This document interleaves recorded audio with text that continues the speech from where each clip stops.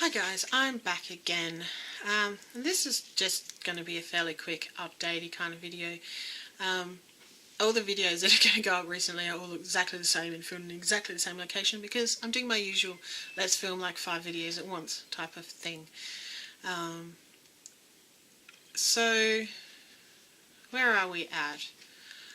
We're in just over 3 weeks since I started my weight loss journey, and I have lost, how much is it? It's almost 4 kilos, just under 4 kilos since I started. I'm kind of ahead of where I was planning on being. Actually, I hit my 4-week goal after 2 weeks, and then last week was a little not as effective. I didn't do quite as much exercise. But after the first 2 weeks, what I actually went and did is I went and bought myself a Fitbit one. These things are like really, really cool, and they kind of encourage you to keep going. I don't know if you've ever seen one of these. And this little thing, a little flower there. And when you've been really, really active, the flower grows. That's how you can tell you've been a bit more active. It also tells you what the time is. See, look at that. It's 3:20 in the afternoon. Tells you how many steps you've done. Obviously, I haven't done very many today. It tells you how many flights of stairs that you've climbed. Turns out that the road that leads up to the road that we live on, is about 4 flights of stairs. It tells you how far you've walked, which is always good to know. And it tells you how many calories you've actually burnt. And it turns out that, because I use MyFitnessPal on my phone, and the Fitbit actually synchronizes with that, which is really good, apart from synchronizing with Fitbit, obviously. So I use that to kind of track what I'm eating. And I've managed, even though I've had a couple of really down kind of days, and I've had some, upsetting stuff happen. I have teenagers and a young child, so sometimes things happen that are unpleasant. And normally my way of dealing with that is to eat. And the 2 major upsets that I've had in the last sort of 3 weeks, I didn't eat for either of them. One of them I just kind of worked my way through it, drank lots of water. The other one I was really, really angry and hurt and upset, and normally I would just like inhale a block of chocolate. But this time I actually went for a walk instead. So, yeah, it might not feel the same as trying to fill up your inadequacies with food, but at least you don't feel guilty afterwards that you stuffed your face, which is always a bit of a problem. I've been dealing with a comfort eating issue for as long as I can remember, so it's such a good feeling to know that you're actually starting to move past that. And sort of after the first couple of weeks of my journey, I stumbled upon what I would call my keyword, which is focus.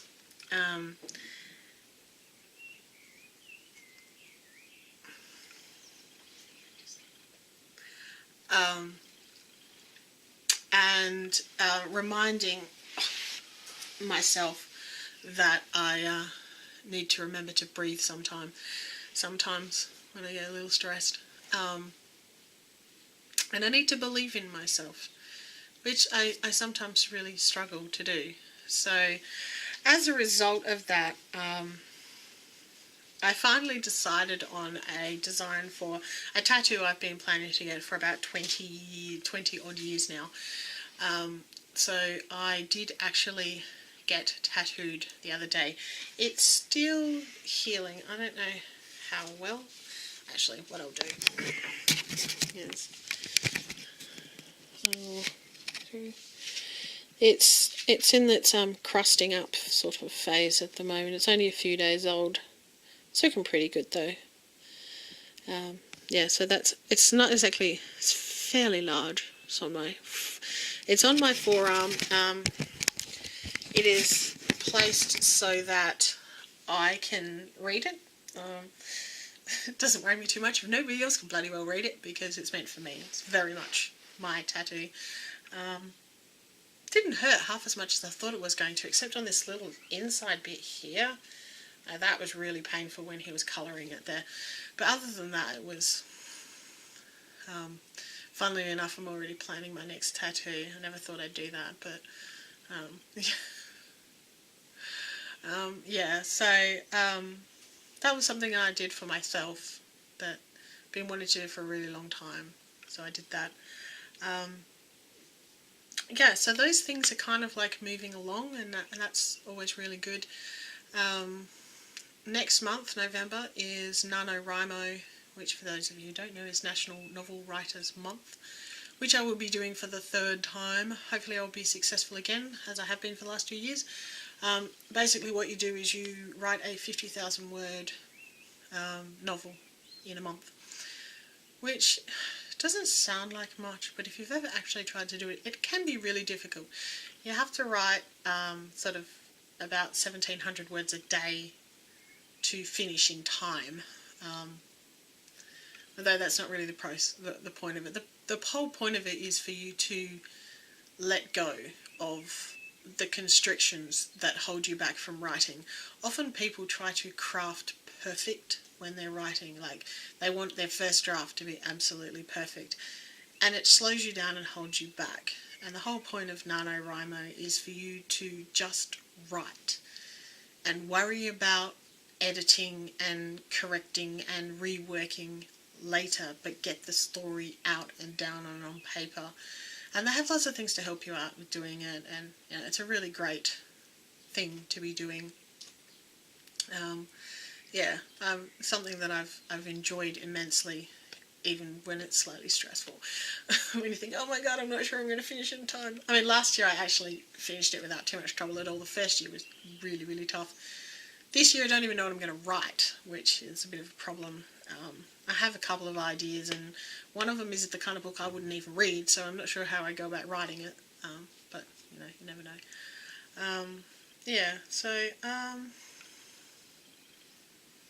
I think that's kind of everything so far. Yeah, I mean, I'm still feeling quite positive. I do have my moments, and I do get a bit frustrated because it feels like sometimes, because I'm managing a lot better with my mental illness, people forget that I'm actually mentally ill, and kind of act a bit insensitive and like Mum's got it all together now, or Jennifer's got it all together now, and it's not really the case. I'm just getting a lot better at, well, it's not so much hiding it, just managing it so that I can focus on what I need to focus on in my life, and actually achieve things that I need to achieve, because I need to be in control of my life to do the course that I want to do next year, because I'm planning on becoming a beauty therapist or a nail technician, something in that line. But you know, I kind of need to have it together to do that anyway. So all in all, things are going pretty well. We're on track. We're got a few things in the works. I'm doing Project Pan as well, and I'm scouting around for some more items to donate for Makeup on a Mission. I've also collected myself a whole bunch of new people that I'm subscribing to, and a few new subscribers on my channel as well. Some people that mostly I found through Penelope Summers of Makeup on a Mission.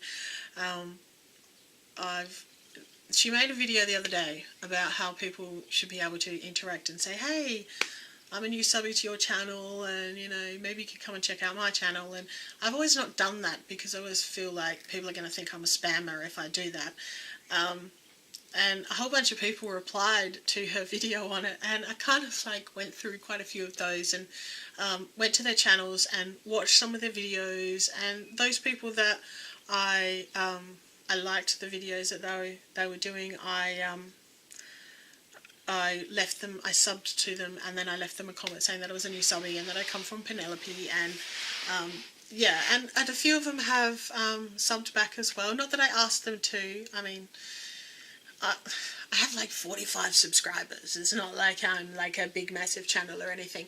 And it's nice to have other subscribers. But I really want subscribers who are actually watching me, who actually give a damn. And people who are subscribing who are just doing it because they feel that it is necessary for them to do so. Or they're subbing so that I'll sub back to them. That's not really what I want. I want people who are watching my videos because they're interested in my journey, who think they could learn something from me, or they want to connect with me and become my friends. I'm the kind of person who believes that the friends that I've made online are just as important as those people that I'm friends with that I see on a regular basis. I mean, I don't have too many real world friends, for want of a better term. But the people that I meet online are just as important to me, and I like to get to know them and find out more about them and see where our lives connect and where our lives diverge, where we're the same, where we're different, how we think differently, and all of that stuff's important to me. And that's really a lot of the reason I started doing YouTube, was to increase the network of people that I knew and, maybe introduce some things to them that they didn't know about. I mean, I'm hoping to do some tutorials on some of the other stuff that I'm interested in, like beading and chainmail and polymer clay and that kind of stuff. So it's not all just like beauty and me gabbling into the into the camera. But yeah, it's more about interacting with others and sharing with others.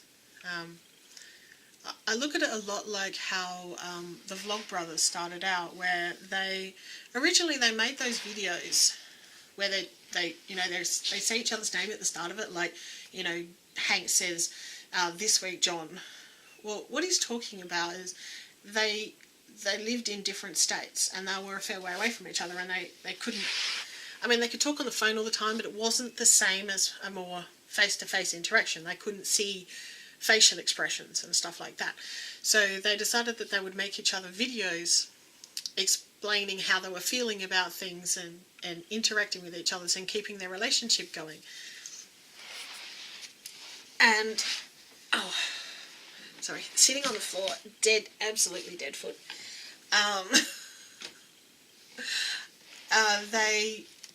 They posted those videos on YouTube so each other could watch them. And I suppose you don't get instantaneous response from each other, but it also gives the other person time to think about how they're going to respond to things that you've actually said, to actually listen and think about what you've actually said, rather than just, like, sometimes when you're having a conversation with somebody, they're so busy thinking about their actual response that they're not really listening to what you're saying.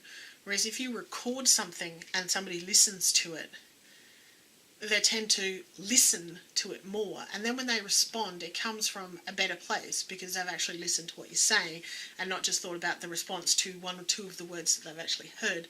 So it actually increases your listening skills. And I think that's a really good thing. I think sometimes we are all so caught up in our own little world that we don't stop and listen to what other people are really saying and the underlying message that is coming through.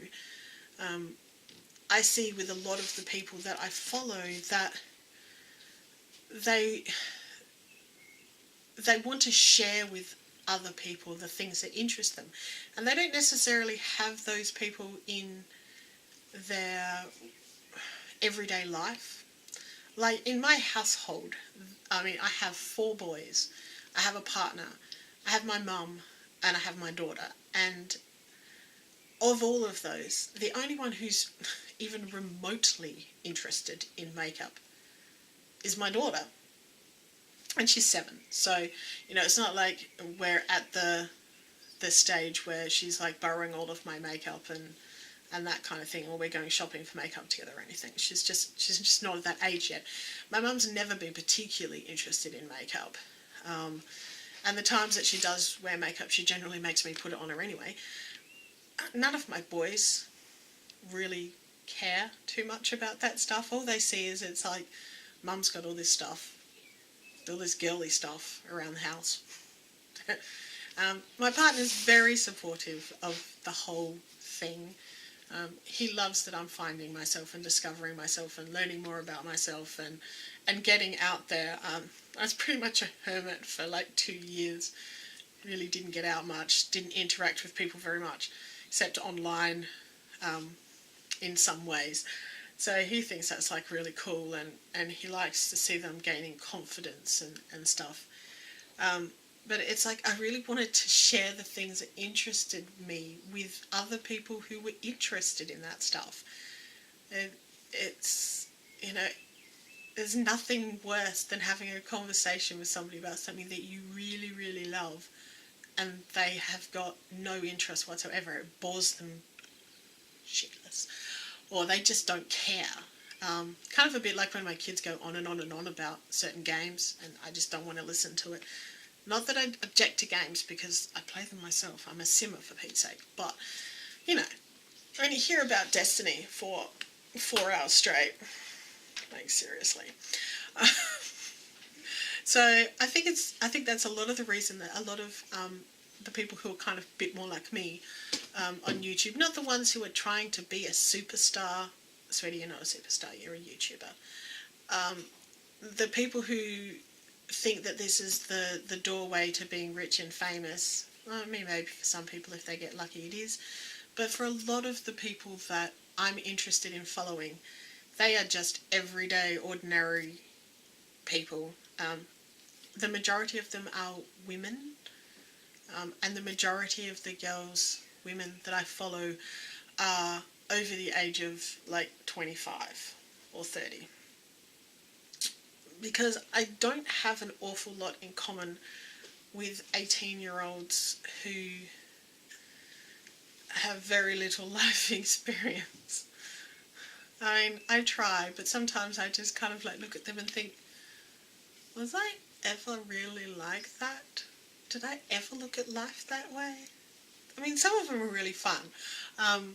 Like Brittany Lee Saunders, she cracks me up, like, and she's quite young. And Shan XO, you know, she's pretty young as well, but I enjoy watching her videos. She's fun to watch. But then again, I love watching people like Siobhan from Let's Make Up and Penelope Summers and Lit From Within, sorry, brain fart, and Sherilyn, and a few of those who, they're just, I feel like they're more like me, like kind of very, they just want to share what they enjoy, you know, and that's what I want to do, and you know, it's all part of the journey, really. Yeah, so that turned into a bit of a ramble. That wasn't really where I was going, but hey, whatever. Yeah, so yeah, I'm just updating you on where I'm at. Yeah, things are going pretty well at the moment, and I will keep you updated, and I will see you in my next video. See ya.